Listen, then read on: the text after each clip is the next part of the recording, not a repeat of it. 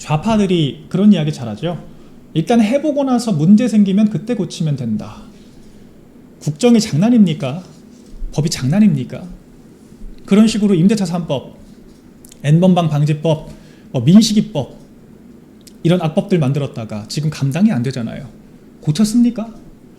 부작용이 계속되고 있거나 사실상 없는 법으로 유명무실해지거나 국민들이 적응을 하거나 지금 그런 식으로 다 우리나라의 악법으로 남아있죠. 세제는요, 지금 심지어 정부가 세제안을 가지고 왔는데 정부가 가지고 온 세제안, 이재명이 본인이 일주일도 안 돼서 재검토해라 이렇게 이야기를 합니다.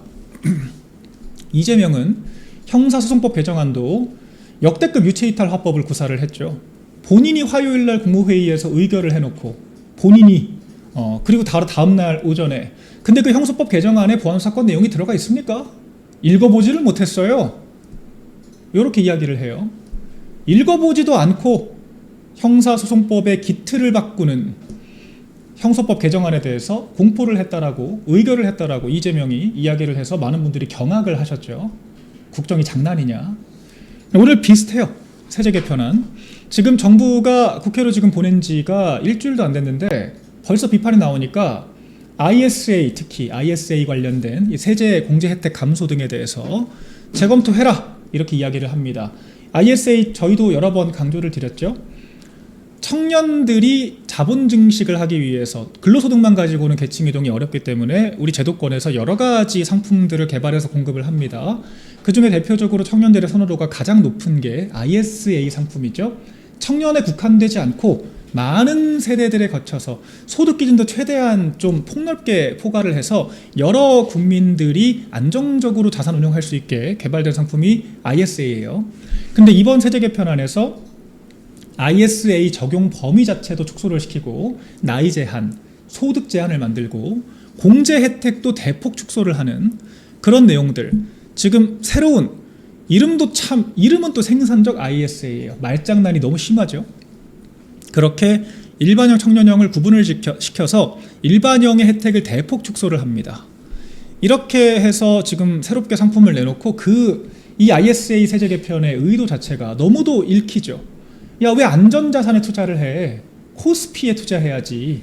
코스피에 단타 쳐가지고 1억 천금 벌어야지. 홀짝홀짝 해서 어제는 매 사이드카, 오늘은 매도 사이드카야. 어제 샀으면 어제 팔고, 아까 오늘 팔고 내일은 다시 매수 사이드카, 홀짝홀짝이니까 내일 사. 지금 뭐 거의 그런 식으로 국민들 상대로 지금 장난질 치는 거잖아요. 미장 투자, 해외 주식 투자의 세제 혜택 축소시키고 안전 자산에 대해서 세제 혜택 축소시키고 적용 범위 축소시키고 국장에나 가라. 블룸버그가 지적을 했다시피 아니 이렇게 주식시장으로서의 안정성 자체를 담보를 못하는 카지노판 수준으로 변동성이 큰 시장에 외국인들이 와서 투자를 합니까? 국내 주식 투자하시는 분들도 단타 치려고 들어오지 같이 투자하겠습니까? 이미 코스피는 망했어요. 이재명 때문에. 근데 그렇게 망가뜨린 코스피장에 아직도 정신을 못 차리고 야 저축 털어서 코스피 들어와. 미장 팔아서 코스피 들어와. 이따위 이야기를 지금 하고 있는 거죠. 이에 대해서 성토가 커지니까 이재명이 이제 와서 재검토해라. 이렇게 이야기를 합니다. 형소법 개정안 저 못 읽어봤어요. 자기가 의결해놓고. 세제 개편안 본인이 업무보고 받았을 거 아니에요. 청와대에서 업무보고 안 했습니까? 경제수석실 일 안 했습니까? 경제수석 경질사안이에요. 김용범 실장이랑 본인들이 다 검토하고 사인해가지고 국회로 보냈으면서 정부안으로 일주일도 안 돼서 재검토해라? 국정 장난입니까? 근데 지금 이것만 문제가 아닙니다. 이게 그 부부 소득 기준 문제 심각하죠? 원래는 공동 명의를 할 경우에는 하나의 명의, 다주택자 취급이 안 됐어요. 그런데 이번 세제 개편안에 부부가 공동 명의를 해서 18억 이상의 부동산을 보유했을 경우에는 다주택 취급을 한다. 즉 세금을 더 걷겠다라고 이야기를 하면서 난리가 났습니다. 난리가 났어요. 그러니까 그저 집 하나 사서 잘 살고 있는 그런 신혼부부들이 졸지에 투기꾼이 돼서 징벌적인 과세를 해야 되는 그런 상황이 된 거예요. 뒤집어졌습니다. 당연하죠. 결혼하라며. 저출산이 문제라면서요. 신혼부부들이 내 집 마련할 수 있게 지원하겠다라고 말만 해놓고 결과적으로는 이런 식으로, 이것도 일종의 결혼 페널티죠. 결혼을 해서 공동명의를 했을 뿐인 건데 갑자기 다주택자가 돼서 세금을 더 내라고 합니다. 조포가 아니고 뭡니까 이게? 국민들한테 세금 삥 뜯는 양아치 아니면 뭡니까? 멀쩡한 어르신들, 수십 년 동안 장기 거주해서 공제 혜택 80%씩 받을 수 있는 어르신들, 갑자기 상한선이 생겨버려서 그냥 내 집 사가지고 오래 살았을 뿐인 건데 집값도 어르신들이 올렸습니까? 노무현, 문재인, 이재명 본인들이 올렸잖아요. 근데 그런 분들이 집 팔고 나갈 때 갑자기 죄인 됐습니다. 세금을 온팡 내야 돼요. 본인이 이사를 할 때 지금 정도의 주거 수준을 영위할 수가 없습니다. 오래 살았다라고 하는 죄로. 신혼부부들 페널티, 어르신들 페널티, 대체 어떻게 하자는 거죠? 지금 전월세 완전 대란 상황이 돼버렸잖아요. 청년들이 지금 길바닥에 내몰리게 생겼는데, 여러분 민주당의 황희 의원이 지난주에 참 경악스러운 얘기를 했죠. 폐버스 개조해서 살면 된다. 폐버스. 폐버스를 개조해서 청년들이 그 안에 들어가서 리모델링해서 살면 되지 않아? 라고 이야기를 했다가 난리가 났습니다. 이거 제가 영상 하나 준비를 했거든요. 김용범 실장 영상 쭉 이어서 얘기를 해볼 텐데, 이 세제, 막장 세제 가지고 청년들 길거리로 내몰아놓고 청년들한테 폐버스 살라고 하는데, 정작 과거 김용범 실장은 국회에 출석을 해서 그 당시에 김은혜 의원이 역지사지 해봐라, 김용범 실장님 본인 따님이 임대주택 들어가서 산다라고 생각을 해보세요 라고 질문을 하니까 갑자기 노발대발하면서 소리 지르는 모습 여러분들 보셨을 거예요. 본인 자녀 임대주택 들어가 사는 것만 상상을 해도 국회 한복판에서 소리 고래고래 지르면서 폭주할 정도로 분노를 하는데, 다른 청년들한테는 폐버스 들어가 살아라? 그러면서 폐버스가 이동도 가능하고 장점도 있다 이런 이야기를 하는데, 어차피 이번 생은 망했으니까 폐버스 타고 마실 다니면서 열심히 소비나 하고 세금이나 내고 경제 활성화나 하면서 기성세대들 연금이나 내라, 이런 뜻일까요? 이거 영상 준비되면 피디님 말씀해 주세요. 네, 영상 한번 보고 오겠습니다. 정신 시작! 정신 시작!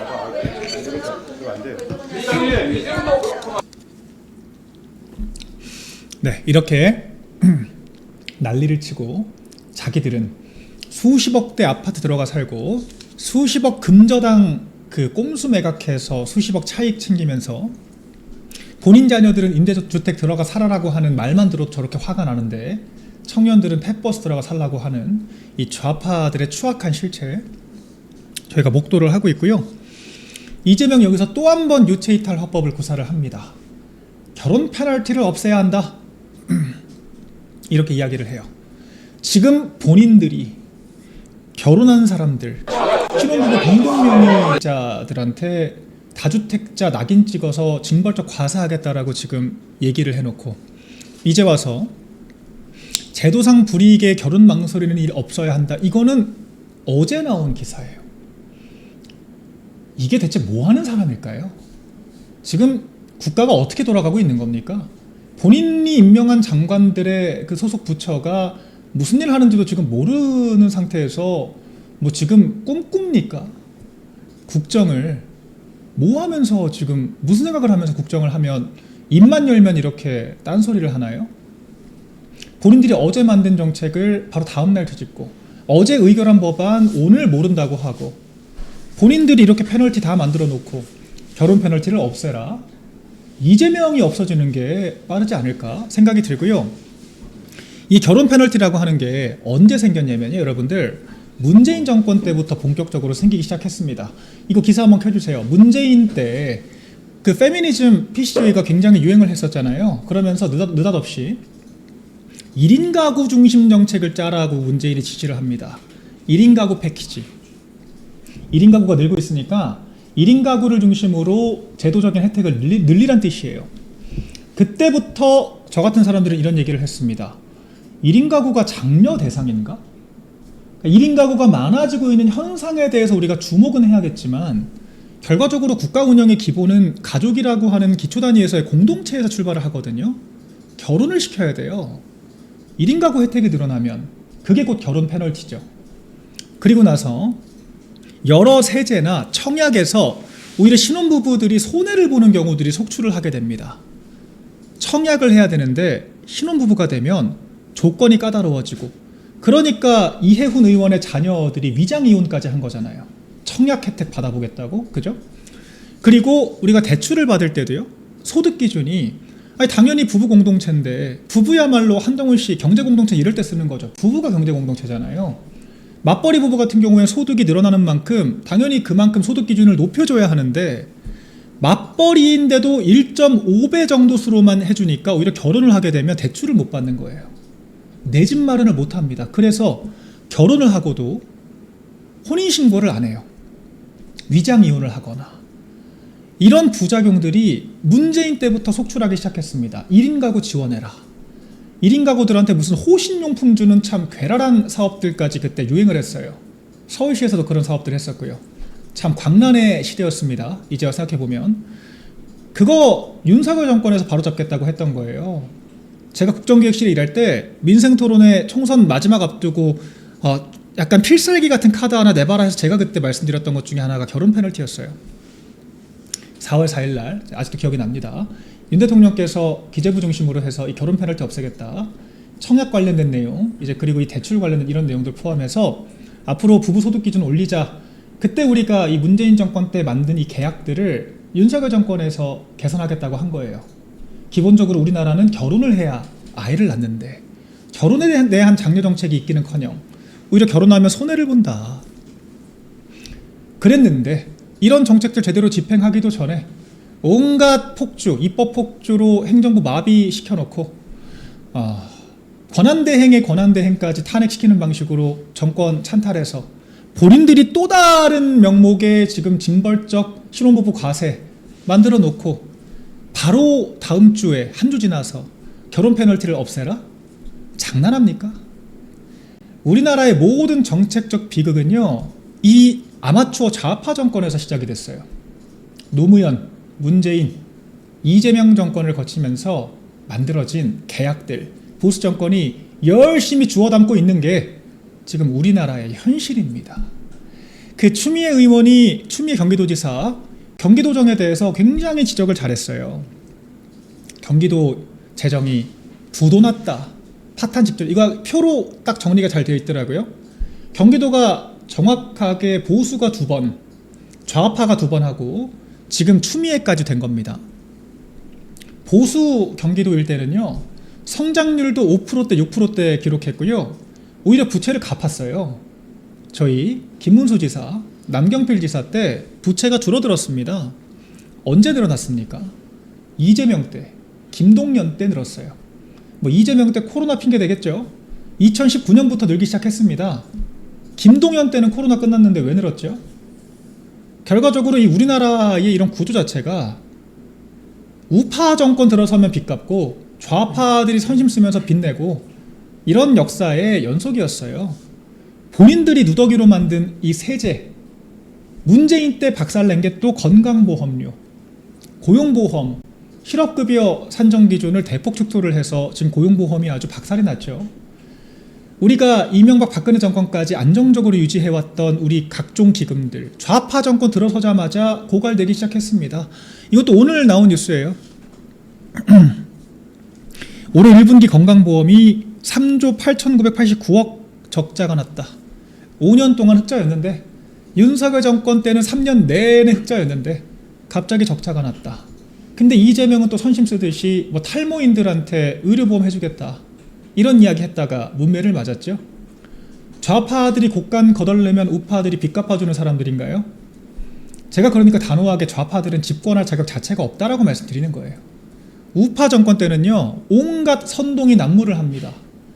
경제 지표나 정책적으로 지적할 게 없으니까 느닷없이 세월호가 어떻고, 무슨 후쿠시마 처리수가 어떻고, 김건희 여사가 어떻고, 대빠가 어떻고, 이런 이야기나 해요.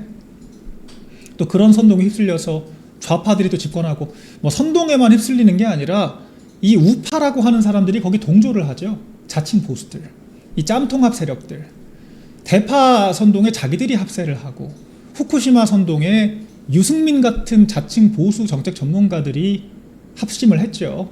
과학이 능사가 아니다. 시대의 궤변을 펼치면서 그게 지금까지 우리나라 대한민국의 역사였습니다.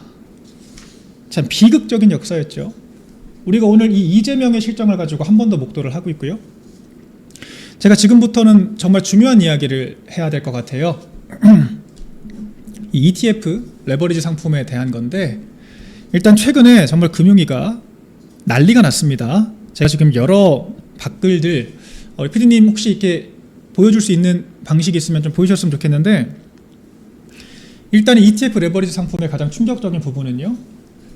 이 정도의 이 리스크가 있는 상품을 직접 정부가 제시를 할 때는요. 당연히 국회 논의를 거쳐야 됩니다.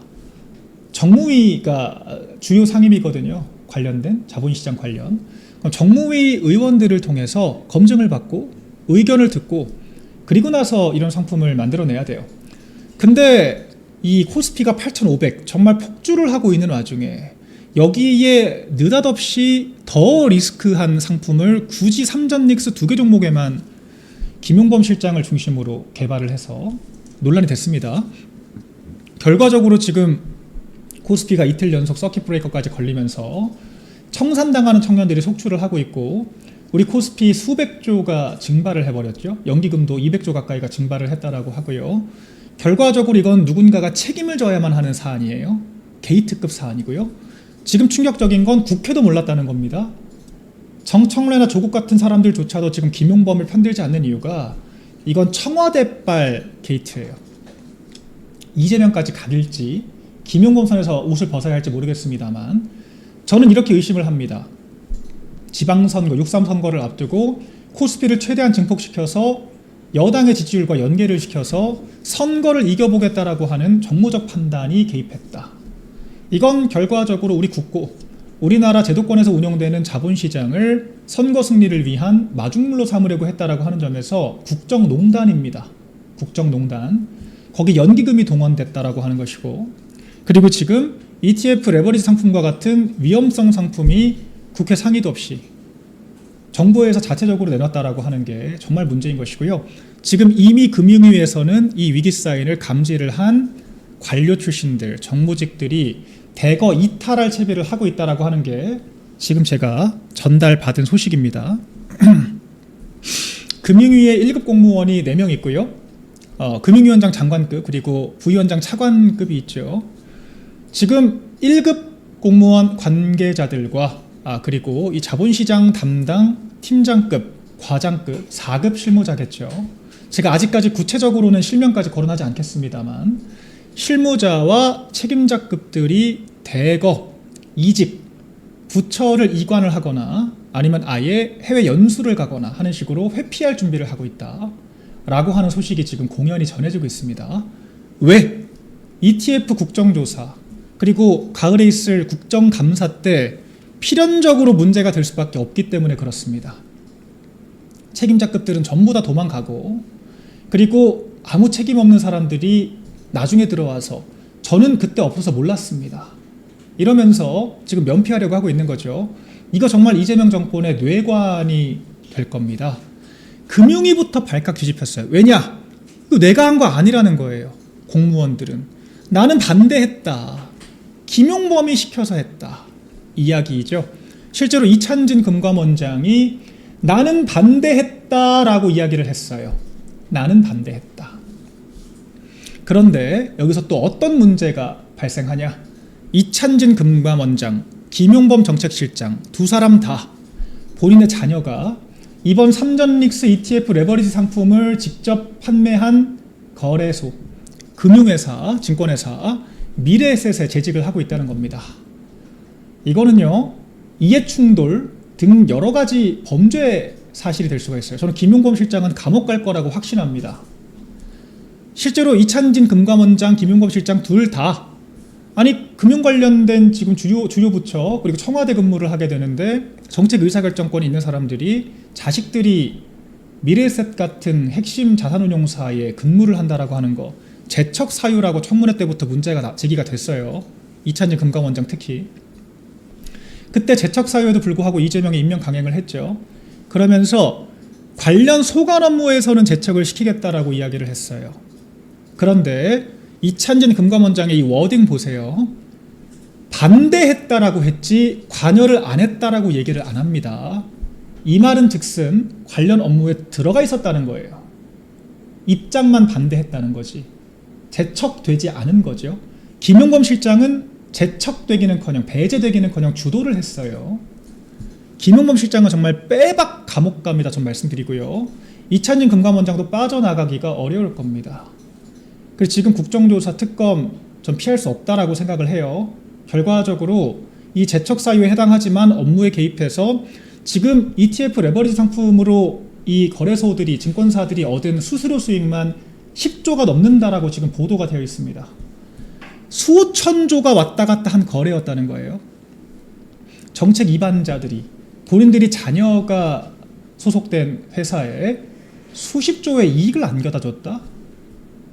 이건 말도 안 되는 상황입니다. 대장동 그 이상급의 게이트라고 저는 생각을 해요.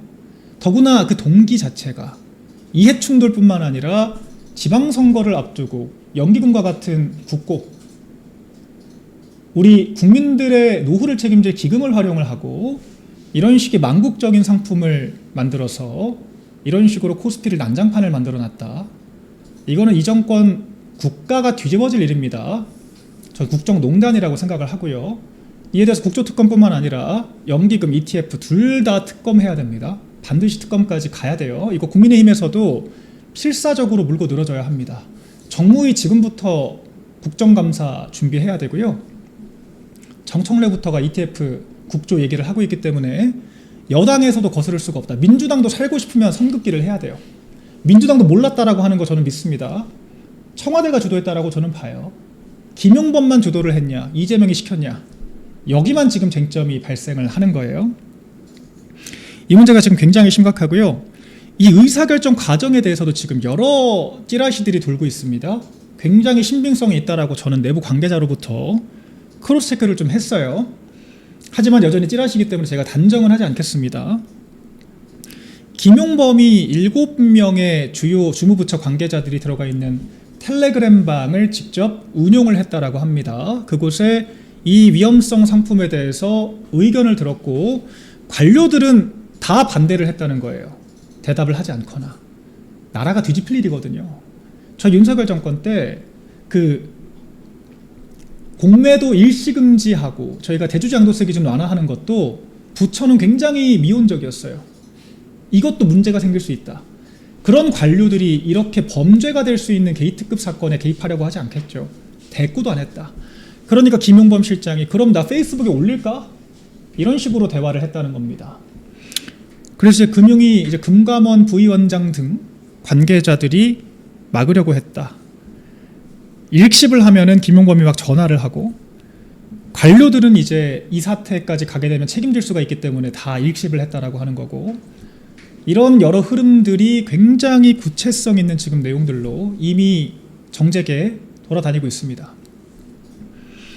김용범 실장은 정말 큰일 날 사람이에요. 그리고 지금 이런 사태를 축소시키기 위해서 관련자들을 지금 전부 다 탈출러시 하고 있다라고 하는 거 관계자들이 실무자급들까지 전부 다 다른 부처나 해외로 보내려고 하고 있다라고 하는 거 이거 저희가 확실하게 제지를 해야 되고요. 조만간 이 금융 관련된 부처 기관들의 인사 이동이 있을 거라고 합니다. 발표가 될 수 있다라고 하는데 그때 우리가 이 면면들을 잘 봐야 됩니다. 국감 국조 안 나오려고 도망가는 사람들 딱 우리가 덜미 잡아야 되고요. 이게 특검의 근거가 될 수가 있죠. 국조국감 회피할 목적으로 이미 정권들이 피신을 시키고 있는 것이기 때문에 그렇게밖에 해석이 되지 않습니다. 이 사태 우리가 정말 심각하게 살펴봐야 하고요. 성관이 안규백 등 지금 안보 파탄 문제 상황, 이 ETF 연기금 관련된 특검까지 지금 국민의힘이 정말 할 일이 많아요. 내부 총질할 때가 아니다.